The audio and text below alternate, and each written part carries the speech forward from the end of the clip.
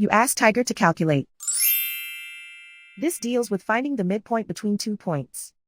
The midpoint between the 2 points is negative 33,49. Let's solve it step by step. Plot the 2 points and calculate the midpoint using the formula. The coordinates of point 1 are, x1 equals negative 96, y1 equals 50. The coordinates of point 2 are, x2 equals 30, y2 equals 48. PM represents the midpoint of the 2 points.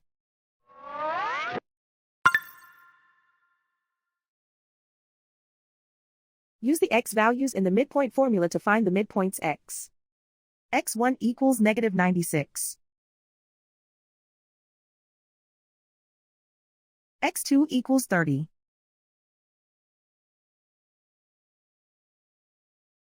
Simplify the arithmetic.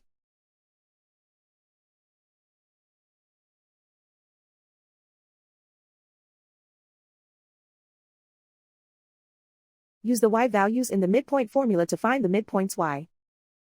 y1 equals 50.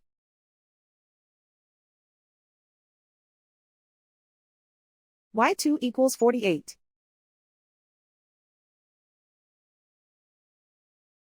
Simplify the arithmetic.